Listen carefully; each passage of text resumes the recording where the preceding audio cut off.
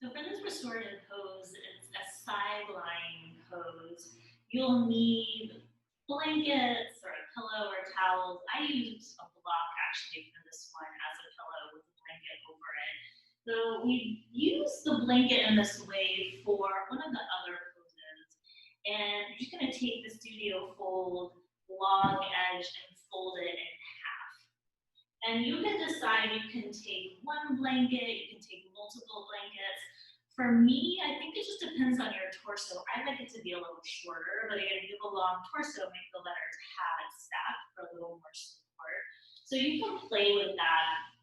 And I'm just gonna come to my right side and lay over that blanket so my rib cage is on the blanket. And you kind of have to play with this.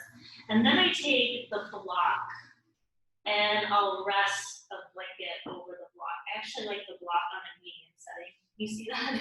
So medium setting to the block, blanket over it. And I'm gonna drape my rib cage over it so you can see, kind of, I know it's hard to see, that my shoulder is off the blanket and is really resting between the blanket under my rib cage and the block. So it's supported. So if you feel like your shoulder is a little crunched up, you may need an extra blanket here under the rib cage so you can get some elevation. And this is one where it takes a little bit of adjusting. So you want to make sure that your pelvis and your hip are off the blanket on this side and the shoulders off on the other side. And then you can just use that block and adjust it to support the head. Now you have some choices with this top arm.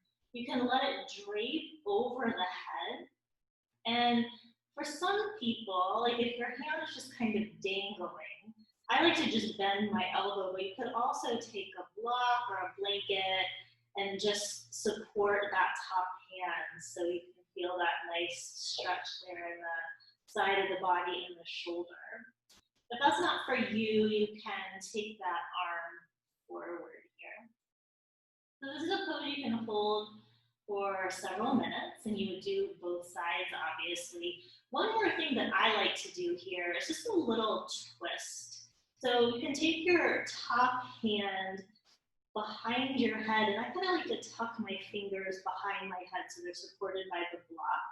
And then just start to open that elbow towards the ceiling and start to rotate back. I kind of have to move my block a little bit just so I have support for my head.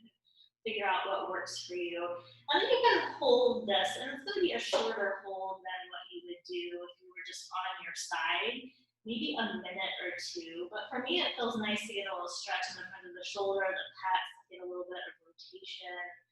And so it's just something a little different, but you should make sure you feel really supported. That's the thing about all these restorative poses is there's really no right or wrong. You just don't want to be uncomfortable, and you want to feel really supported by the props underneath you.